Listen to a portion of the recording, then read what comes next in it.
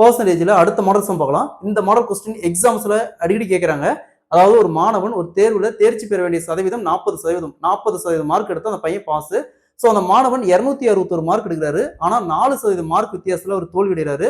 So அப்ப அந்த தேர்வுடைய மொத்த மதிப்பெண் கேக்குறாங்க. பெர்சன்டேஜ்ல இந்த மாடல் சம் கேட்டா எப்படி குயிக்கா சால்வ் பண்றது போகலாம். அதற்கு முன்னாடி நம்முடைய அகாடமில 2026ஆம் ஆண்டு வரக்கூடிய டிஎன்பிஎஸ்சி மற்றும் போலீஸ் எக்ஸாமுக்கான எஸ்பெஷலி மேக்ஸ் அண்ட் ரீசனிங்னு தனியா online live classes and test based இருக்கு. ஸோ கிளாஸஸ் பத்தி வேற ஏதாவது டீட்டெயில் வேணும்னா மேல இருக்கிற நம்பருக்கு கான்டாக்ட் பண்ணுங்க. கொஸ்டின்ல ஒரு மாணவன் 40% மதிப்பெண் எடுத்தா பாஸ். ஆனா அந்த மாணவன் 261 மார்க் வாங்குறாரு. ஆனா 4% மார்க் வித்தியாசத்துல ஒரு தோல்வி அடையாருன்னா அப்ப அந்த தேர்வுடைய மொத்த மதிப்பெண் கேட்கறாங்க. இந்த மாடல் சம் கேட்டாங்களா? ஸோ பாருங்க இங்க 40% எடுத்த பாஸ். ஆனா கம்மியா எத்தனை சதவீதம் வாங்குறாரு? 4% கம்மியா வாங்குறாரு. அப்ப 40ல 4% போச்சுன்னா மீதி எத்தனை வரும்? 36%.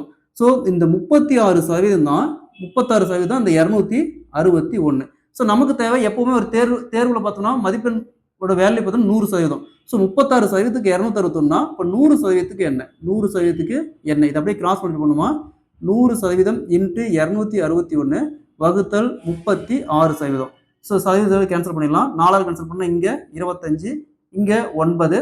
நெக்ஸ்ட் 261 9ஆல் கேன்சல் பண்ணா 29. So 25 into 29 equal to 725.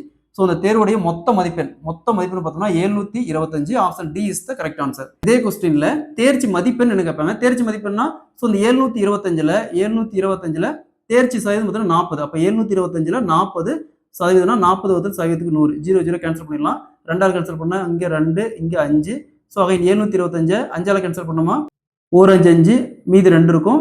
4 5 20 மீதி 2 இருக்கும். 5 5 25. So 2 into 145 equal to 290 mark. 290 mark எடுத்தா அந்த பையன் பாஸ் பண்ணியிருப்பாரு. Equal to 40%.